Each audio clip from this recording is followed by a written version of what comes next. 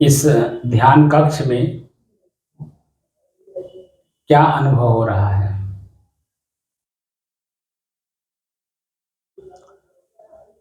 अब अग्नि तत्व के कारण से जो है सब गर्मी महसूस हो रहा है, पसीना हो रहा है, हुक्म हो रहा है, छत गर्म हो गया है, मन अकुला रहा है,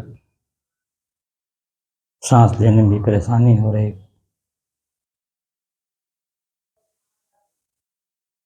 आपको बैठे कितना देर हो गया? पौन घंटा हो गया। 45 मिनट। जी। 45 मिनट में अभी भी आपको उमस, गर्मी, पसीना महसूस हो रहा है? नहीं, अब तो हल्का हो गया साहब। हल्का हो गया? शुरू की अपेक्षा अब हल्का हो गया है। शुरू में जब इसमें जी ध्यान कक्ष में प्रवेश किए होंगे जी, उस समय ज़्यादा तो उस समय में इसकी गर्मी जो जी हवा में जो गर्मी है या इस कक्ष में जो गर्मी है जी प्रवेश करते ही आपके शरीर में स्पर्श किया होगा जी और वही अनुभव करा करके जी आपको गर्मी, ताप, आँच, उखम, श्वास लेने में दिक्कत यानी मन को चंचल कर दिया। जी ना? जी। बाहरी दृश्य को देख करके मन चंचल हो गया। जी। व्याकुलता का मतलब ही मन की चंचलता से है। जी। मन व्याकुल हुआ होगा, जी। बेचैन हो रहा होगा जी। और अंदर अंदर घबरा भी रहा होगा। जी। यही ना शुरुआती दौर में? जी जी।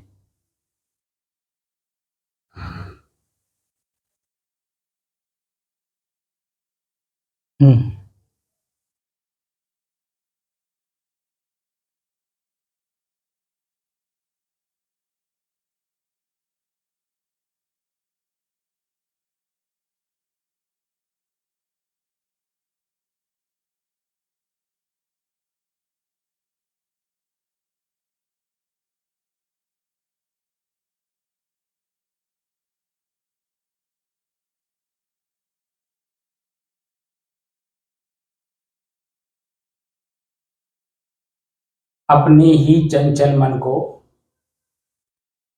अपने ही बस में करने की दृष्टि से साधना करते करते आज 988 दिन हो गए।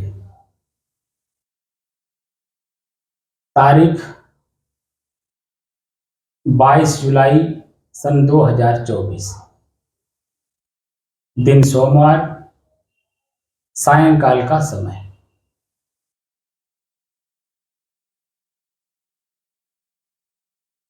अच्छा, एक प्रश्न है आज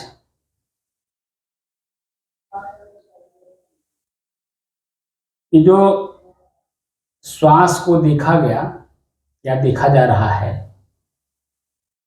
उमस, गर्मी, पसीना, ताप, आँच, मन की चंचलता, व्याकुलता, घबराहट,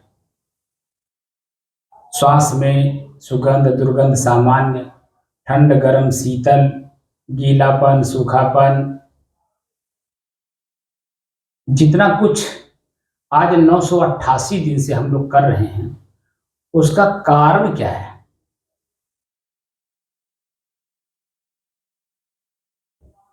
क्या उसके बारे में आप बता सकते हैं?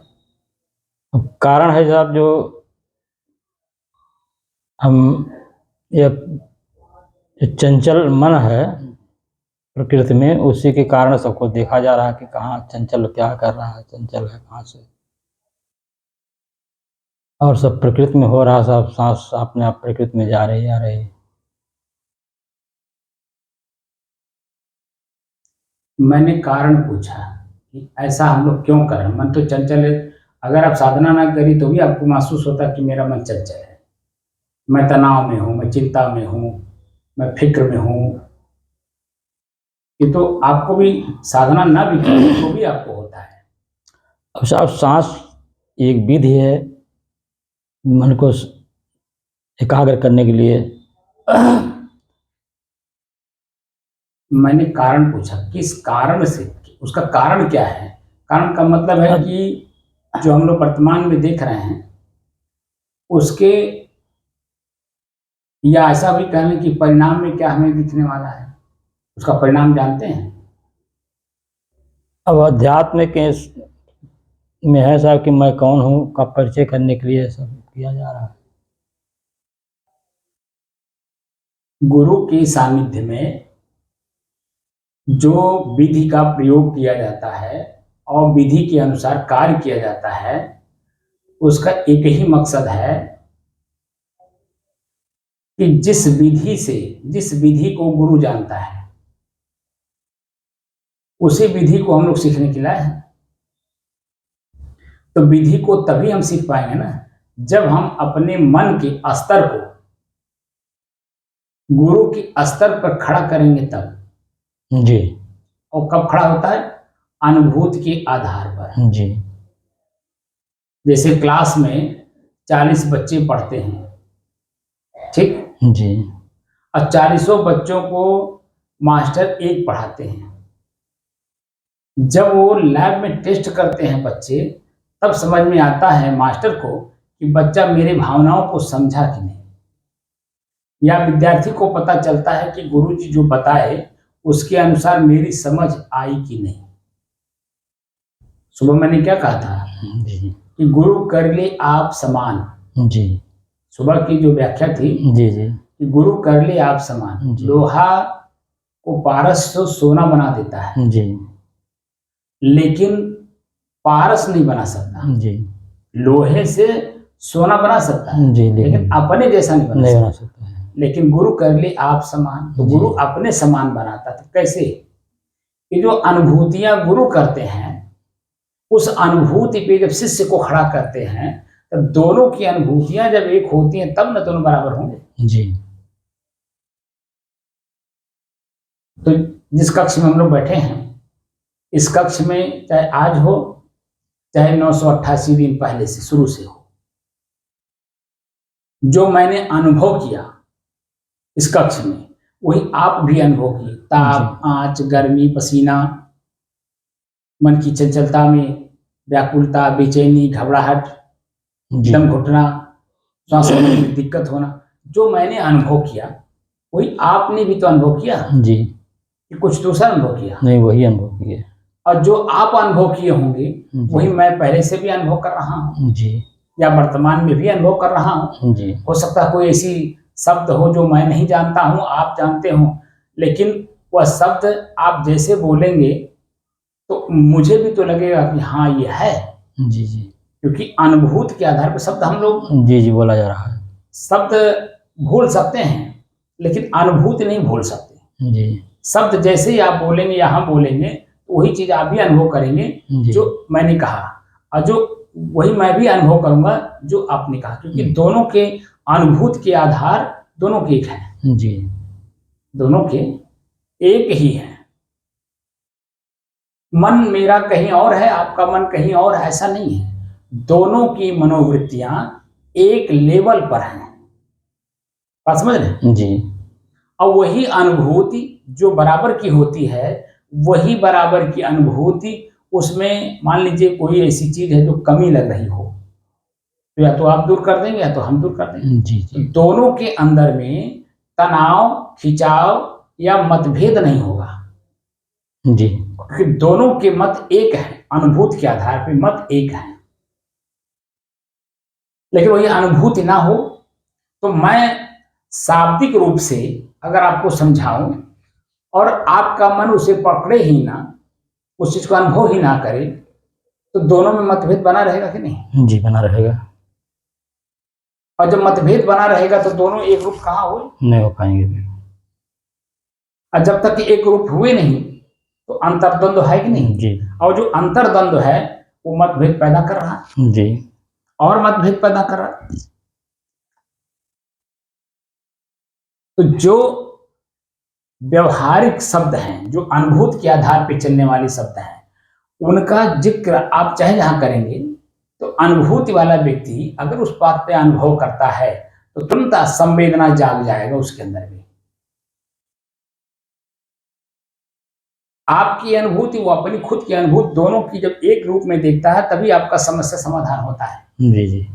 जो भी समस्याएं हैं, जी। जी। आप अपनी समस्या जिसकी भी पास आप ले आकर के रख रहे हैं, जी। अगर वो अनुभूति किया हुआ है, जी। जी। वो तुरंत सिहरन में आ जाएगा। और वेदना को तुरंत पकड़ लेगा कि इनकी ये वेदना है, और इस वेदना का निराकरण ये है जिसके कारण इनको संवेदना आ जाएगा। संवेदना माने सुख, वेदना माने कष्ट। तो जो कष्ट आप प्रकट कर रहे हैं किसी के सामने, और सामने वाला आपके कष्ट को समझ रहा है, तो दोनों, समझने वाला और समझाने वाला, दोनों में एक रूपता आ जाएगी। क्योंकि समझने वाला अगर समझ लिया तो आपका निराकरण कर दिया, तो दोनों के संबंध आजीवन चलेंगे। लेकिन जहां मतभेद हुआ, आप हमें लाख समझाने की कोशिश करिए, अब मैं ना समझूं, और ना समझने के कारण ही आप मेरे में मत, जो कि हम लोग एक साथ ही रहना है, एक साथ उठना बैठना, खाना पीना, सोना जागना, सब कुछ है, लेकिन मतभेद है। तो वो मतभेद कितना दिन हम लोग एक साथ में रहेंगे, वही बिलगाव का कारण बनता है, अलग करने का कारण बनता है। और अगर मत एक है तो चलेगा, बराबर चलेगा। तो बराबर चलेगा। हम एक दूसरे का सम्मान करेंगे, जी आप मेरी बात को स्वीकार करेंगे और जी। मैं आपकी बात को स्वीकार करूंगा, जी और दोनों के व्यवहार में कहीं मतभेद नहीं होगा। जब मन में मतभेद नहीं है तो व्यवहार में मतभेद नहीं, जी। रहन सहन में मतभेद नहीं, खान पान में मतभेद नहीं। लेकिन मैंने कहा, आपने नहीं समझा, और आप अपना बात हमको मनवाना चाहते हैं, जो कि हम आपकी बात को समझ ही नहीं रहे हैं। तो आप बता दीजिए कि हमारा आपका संबंध कितना दिन चलेगा। जब मतभेद है तो संबंध, जो व्यवहार है, व्यवहार के कारण तो संबंध है, और संबंध के कारण ही व्यवहार है, दोनों एक दूसरे के पूरक हैं। जी जी। तो दोनों कैसे चलेंगे आप बताइए। दोनों तो तभी चलेंगे जब दोनों के मत एक हो। जी। जब मैंने शुरू शुरू में आपको कहा कि अपने श्वास को देखिए, तो एक अजीब सा लगा होगा जी कि श्वास को कैसे देखें। लेकिन मैंने जब उसके बारे में व्याख्या की कि श्वास को देखना नहीं होता बल्कि महसूस करना होता जी है, जी। क्योंकि हवा इस आंख से दिखाई देगा नहीं। जी जी, महसूस किया जाएगा। हवा चल रहा है, पंखा चल रहा है, हवा हमारे शरीर को स्पर्श कर रहा है, तो हमको लगता है कि पंखा सही चल रहा है। लेकिन पंखा चल रहा है और हमारे शरीर को हवा स्पर्श नहीं कर रहा है, तो हम क्या कहते हैं, पंखा बीमार है, यानी खराब है। जी बात समझ में आया? जी जी।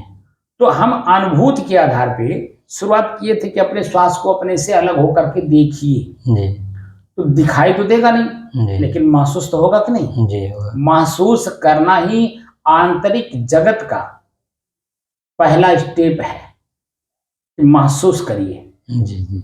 और जब महसूस करते हुए चलेंगे तो वेदना संवेदना, सुख और दुख, हम एक दूसरे के पूरक बन जाएंगे, दूसरे को समझेंगे।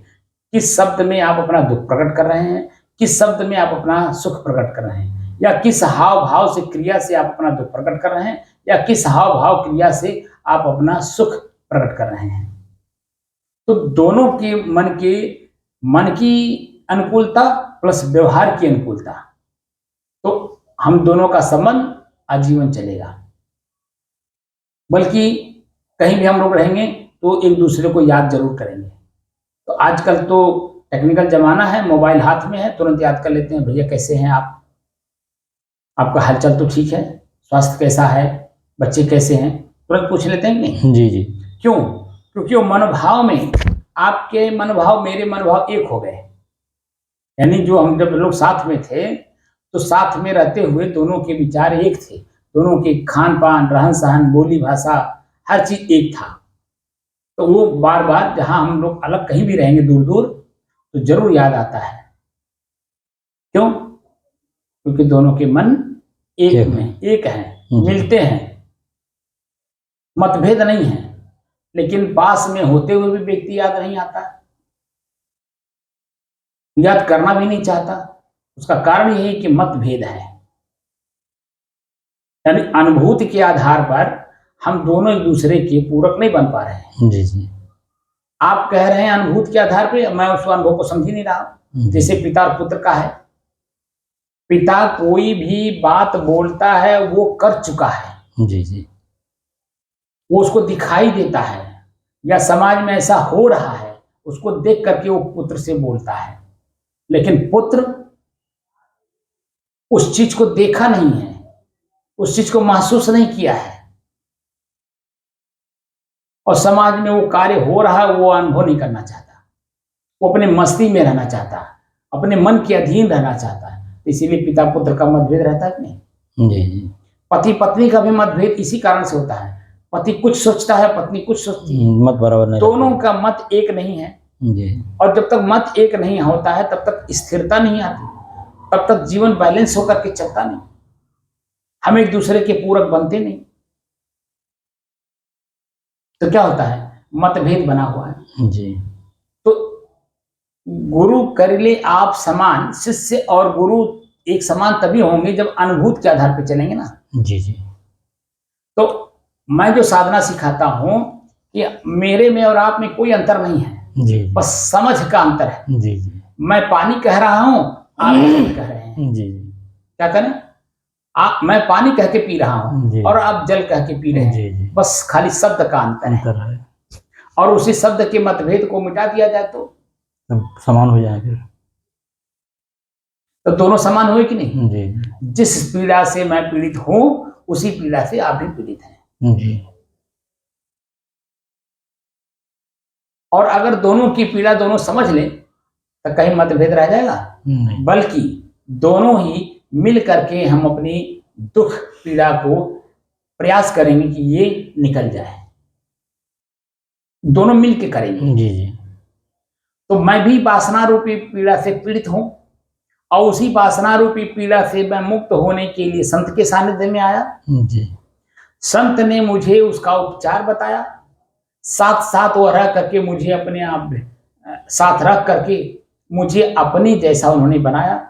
वासना मुक्त जीवन कैसे होता है उन्होंने अनुभव कराया। जी जी 10 साल तक लगातार उन्होंने पास में रह करके रख करके जी मुझे रहना है, उनको रखना है। जी तो उन्होंने मुझे अपने पास रख करके मेरे सुख दुख में सुबह शाम ठंडी गर्मी बरसात हर चीज का जो अनुभव करते थे वो मुझे अनुभव कराए। और वासना निवृत्ति का जो मार्ग है उसका उन्होंने सुझाव दिया। जो जिस रास्ते पे वो चल रहे थे वासना निवृत्ति के, वही रास्ता मुझे उन्होंने बताया।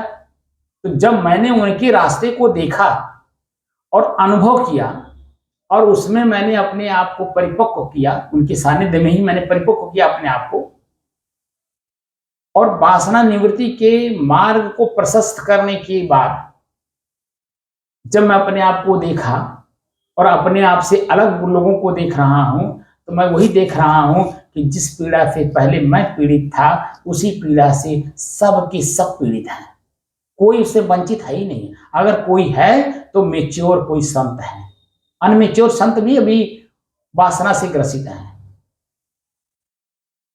जिसको साधु कहते हैं। जी जी साधु माने विद्यार्थी, जी अभी वो मेच्योर हुआ नहीं है जी जी तो वो भी तो उसी से पीड़ित है।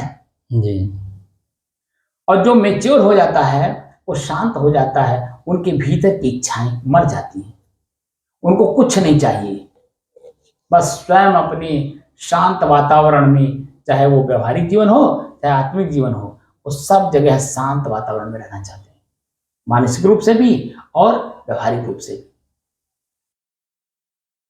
इसीलिए वो सिखाते हैं, हर चीज को सिखाते हैं। शरीर मेरा है तो मेरे बस में होना चाहिए, मैं इसका मालिक हूं, इसको पता रहना चाहिए कि मेरे मालिक हैं, और मुझे भी पता रहना चाहिए कि शरीर का मैं मालिक हूं।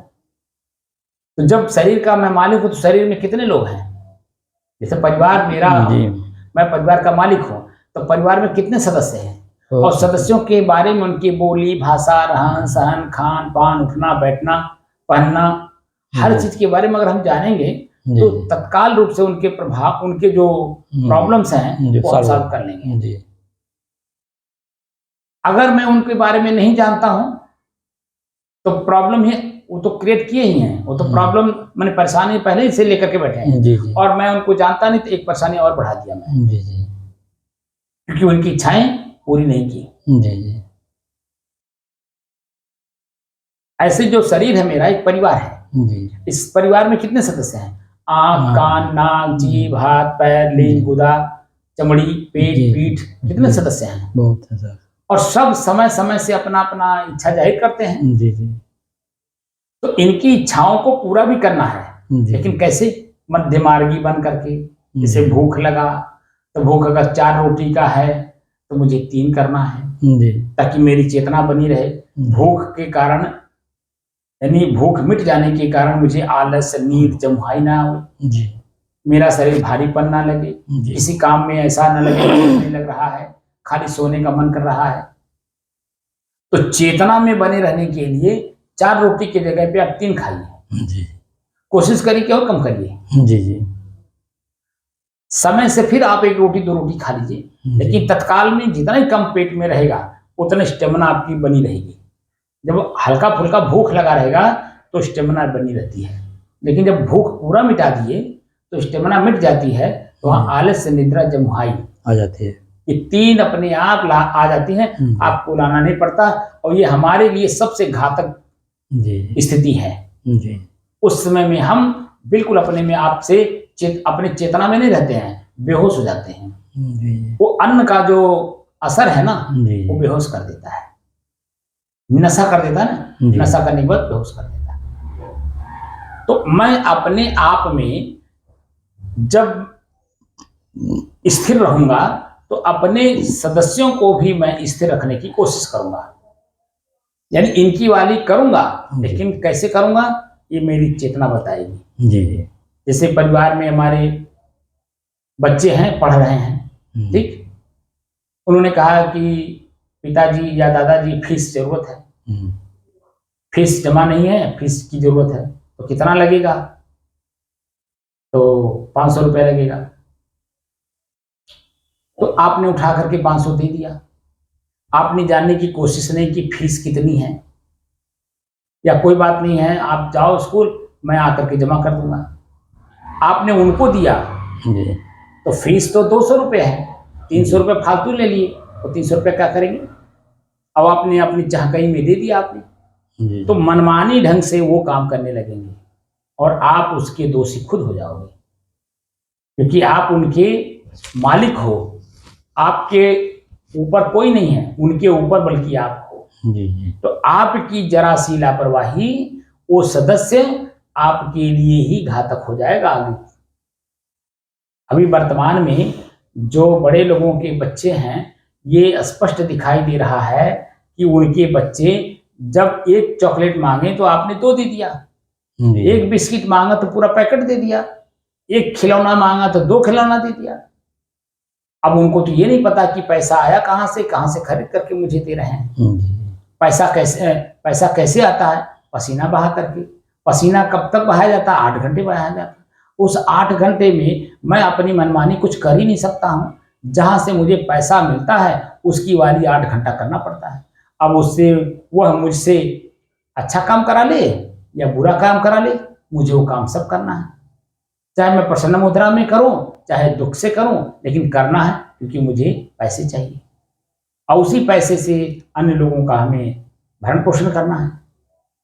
तो हमें अपनी कमाई का भी ज्ञान रहना चाहिए, तो कमाई को खर्च करने का भी हमें कला मालूम होना चाहिए। इसके साथ कर रहे हैं वो मेरा हित करेगा आगे या मेरा दुश्मनी करेगा मेरे साथ, तो आप बता दीजिए क्या करेगा वो। अगर मनमानी ढंग से आपने उसको पैसे दे दी और वो मनमानी ढंग से ले जाके खर्च किया, तो आगे चल करके जब वो उसकी इच्छाएं और बलवती हो जाएंगी और बढ़ जाएंगी और आपके पास आमदनी 100 रुपये का है और उसका खर्च 1000 का है, आप बता दीजिए कहां से देंगे आप? तो बच्चे क्या करेंगे आप? ऐसे हमारे शरीर के बच्चे जो आंख नाक कान है ना, ये हमारे बच्चे हैं। अब ये अपनी मनमानी ढंग से हमसे जो चीजें मांगते हैं और हम इनके बारे में कुछ जानते नहीं, ये भी इसीलिए जो ये मांगते हैं हम दे देते हैं तुरंत, तत्काल में मांगते हैं लोग। जैसे आंख ने देखा रूप बड़ा सुंदर है, अब जिस पे सुंदरता का इसने परिचय दिया अब उसको चाहना हो जाएगी। अब वो चाहना तत्काल में उसको चाहिए, तो अब तत्काल में चाहिए तो आप बता दीजिए कि तत्काल में क्या होता है, क्योंकि आगे पीछे दाएं बाएं ऊपर नीचे का कोई विचार नहीं किया गया। अब तत्काल में आपने पाना चाहा तो पता चला जेब में पैसा नहीं है, तो सेब हमको कैसे मिलेगा, जलेबी हमें कैसे मिलेगी, समोसा हमें कैसे मिलेगा, पिज्जा बर्गर या चाउमीन कैसे मिलेगा? क्योंकि पैसे जेब में नहीं है। तो आप बता दीजिए वहां क्या करोगे? तो जो मन में उस समय में आएगा वही तो करोगे, क्योंकि जीभ या आंख मेरे बस में नहीं है। और जब बस में रहेगा तो हम विचार करेंगे ना कि भाई पैसा तो है लेकिन परिवार भी है, मुझे अकेले खाना भी नहीं चाहिए क्योंकि मेरे साथ और लोग भी जुड़े हैं। अगर कोई भी चीज अगर मुझे खानी है तो वह मैं पर्याप्त मात्रा में ले लूं और उसे ले करके घर आऊं और घर में सबके साथ मिल करके खाऊं। तो घर का जो मालिक आप हैं, अपने मालिक होने का एहसास पूरी परिवार में कराएंगे। लेकिन आप अपना अलग खा लिए और यहाँ किसी को पता नहीं, तो क्या पता नहीं चलता है? 2 दिन 4 दिन 10 दिन तक तो जाते जाते पता चल ही जाता कि आप चाउमीन अलग से खाए थे, आप सेब खाए थे। और यहाँ परिवार के लोग कहेंगे देखो घर में आलू नहीं है, सब्जी नहीं है और ये सेब खाए जा रहे हैं। मतभेद पैदा होगा। तो मतभेद जब पैदा होगा तो क्या होगा? तो आपके मालिक बने होने का क्या मतलब है, क्या मकसद है? क्या ये आपके सदस्य आपको अपना मालिक मानेंगे? दबाव बस जबरदस्ती भले वो आप मनवा लीजिए, लेकिन कहिए कि प्रेम से कोई मान ले, संभव नहीं है। तो उसको पाने के लिए क्या करना होगा? जो सदस्य हैं उनके स्तर पे हमें आकर के रहना होगा, उनकी आवश्यकताएं पूरी करनी होगी, लेकिन मध्यम मार्गी बन करके। और मध्यम मार्गी वही चल पाता है, मध्य मार्ग का उपयोग वही कर पाता है जो अपने आप में ठहरा हुआ होता है, स्थिर होता है, उसमें कोई चंचलता ना हो। हमारी इंद्रियां अपने से सब कुछ मांगेंगी, लेकिन मुझे समय से देना है और सबके साथ देना है। ये नहीं कि अकेले दे देना है। अकेले दे देंगे इंद्रियां मनमानी हो जाएंगी, और जब मनमानी होंगी तो क्या होगा? इसीलिए अपने स्वयं आप जब स्थिर हो जाएंगे ना जी, मैं उदाहरण दे करके अपने आप में समझाने की कोशिश कर रहा हूं कि मैं स्वयं जब स्थिर रहूंगा कि हमारी इंद्रियां हम पर हावी नहीं होंगी। जी जी, और जब हम पर हावी नहीं होंगी तो हमसे गलत काम नहीं कराएंगी। और जब गलत काम नहीं कराएंगे तो गलत परिणाम नहीं आएगा। कोई हमारा हाथ नहीं पकड़ सकता। लेकिन मेरी अपनी ही इंद्रियां मेरे बस में नहीं है, तो कोई भी मुझे कुछ भी कह सकता, कुछ भी कर सकता मेरे साथ। जी जी, तो मुझे कष्ट के अलावा, पीड़ा के अलावा, दुख के अलावा, पश्चाताप के अलावा कुछ मिलने वाला है? कुछ नहीं मिलेगा। तो कुल मिला करके मैं स्वयं अपने आप का दोषी हूं। जी, अपने आप का दोष मुझे स्वयं ही निकाल करके निर्दोष बनना है। जी, लेकिन निर्दोष तो तभी होंगे ना जब दोष समझ में आए। तो दोष मैं नहीं करता हूं, हमारी इंद्रियां कराती हैं, हमारा मन कराता है, हमारा चित्त कराता है, हमारी बुद्धि कराती है, हमारी क्रियाएं कराती हैं। मैं तो अपने आप में एकदम बिल्कुल शुद्ध हूं, स्थिर हूं, शांत हूं और एकरस हूं। ये बात मैंने बता दिया था पहले। जी जी, बताया। लेकिन वो क्या शुद्धता का मुझे ज्ञान रहता है? जब हमारी इंद्रियां जागृत होती हैं तो हमें अपनी शुद्धता का ज्ञान रहता है? ये मिलावट आ रहा है? नहीं मालूम होता। जब हम आँख खोलते हैं ना, 5 मिनट नहीं बीतता है, इसे साधना करते हुए भी हम लोगों को व्यवहारिक काल में ज्ञान नहीं रहता है कि मैं अभी अनुभव किया कि मैं शुद्ध हूं, स्थिर हूं, शांत हूं, एकरस हूं। लेकिन जैसे आँख खोलिए अब 5 मिनट नहीं जाता है, तैसे जब ये आँख अपने में हमको मिला देती है। जी, तो जो प्रत्यक्ष है, वो जो मिलावट आ रहा है मेरे पास, वो मिलावट नहीं समझ में आता, बल्कि वही सत्य दिखाई देता कि वही सब कुछ है, मैं कुछ नहीं हूं।